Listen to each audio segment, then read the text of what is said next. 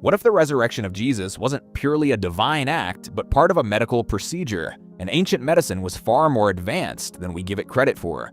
What if those methods still work today and we have hard scientific evidence to prove it? And here's the most surprising part.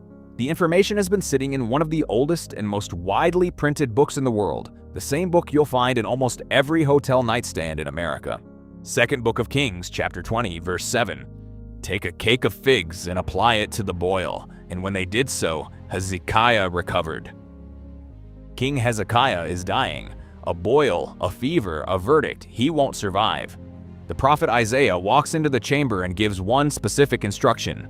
Not a prayer, not a ritual, a fig poultice, applied directly to the wound, and Hezekiah recovers. For thousands of years, theologians have debated whether this was a miracle or a coincidence. But there's a third option almost no one talks about. The fig works. And that's not an opinion, that's chemistry. Ficus coraca, the scientific name of the common fig, contains an enzyme called ficin. Ficin is proteolytic, meaning it breaks down proteins. In the context of an infected wound or a boil that won't heal, that's exactly what you need. Something that dissolves dead tissue and clears the site of infection. But that's not all. Recent studies show that extracts from fig leaves and fruit demonstrate significant anti-inflammatory effects, reducing white blood cell counts and inflammatory markers in tissue. The fig is also rich in flavonoids and polyphenols with confirmed antibacterial activity. In other words, Isaiah didn't prescribe a magical ritual. He prescribed the first documented enzymatic poultice in recorded history. And Hezekiah didn't recover because he believed. He recovered because the fig actually had what his wound needed. Book of Jeremiah, chapter 8, verse 22. Is there no balm in Gilead? Is there no physician there? Jeremiah doesn't explain what it is. He doesn't need to. Everyone who heard him already knew. Gilead, a region east of the Jordan River, was synonymous throughout the ancient world with one thing: a rare medicinal resin from a specific tree. Caravans carried it hundreds of miles. Egyptian courts paid fortunes for it. Josephus, the historian who saw Jerusalem with his own eyes, describes small balsam trees in the Valley of Jericho guarded like a state secret. When Rome conquered Jerusalem, those trees were carried through the city in the triumphal procession as war trophies. Not gold, not weapons, trees. What was in that resin? Modern researchers most commonly identify the Balm of Gilead with resins from the Commiphora family of trees, the same family that gives us myrrh. Resins from this family contain terpenes and phenolic compounds with potent antiseptic and anti-inflammatory properties. Studies have shown that extracts from the closely related Boswellia carteri inhibit bacterial growth, speed up wound closure, and act synergistically with antibiotics. Those people didn't know the word antiseptic, but they knew the effect.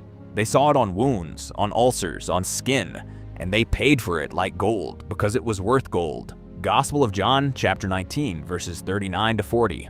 This describes the scene immediately after the crucifixion of Jesus of Nazareth and the placing of his body in the tomb. And Nicodemus came, bringing a mixture of myrrh and aloes, about 100 pounds. 100 pounds. In some translations, 75. Over 30 kilograms of resins and aloe brought into the tomb of Jesus. These were not funeral decorations. This was a protocol. Myrrh, the resin of Commiphora trees, contains myrrhinol, a terpenoid with confirmed antibacterial and antifungal activity.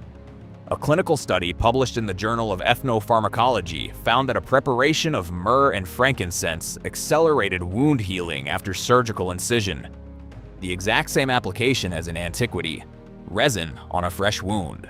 Aloe vera contains a polysaccharide called acamanin.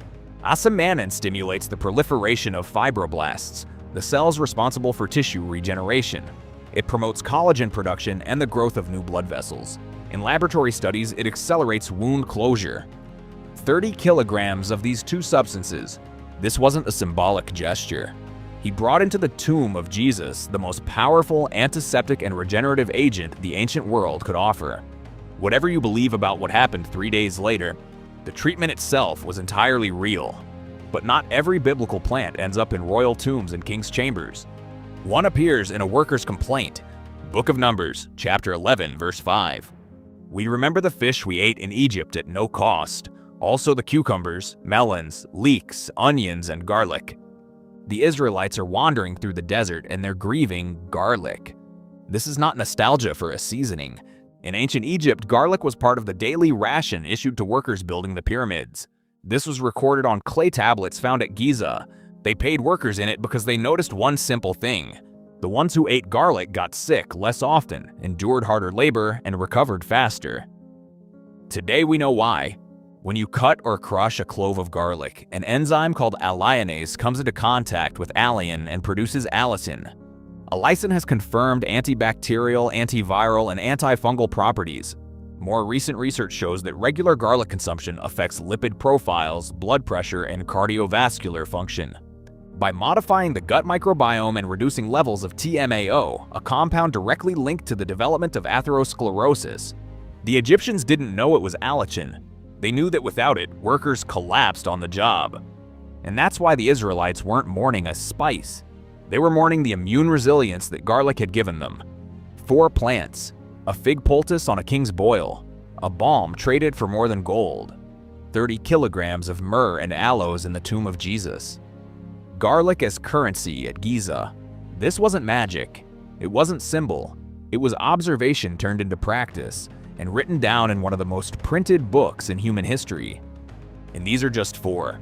The Bible mentions over 100 plants by name. 100 descriptions of roots, resins, leaves, and oils used by real people for real problems across thousands of years of recorded history. We're just getting started. There are plenty more where these came from. If you want me to cover a specific one, name it in the comments. The most requested plant becomes the next episode.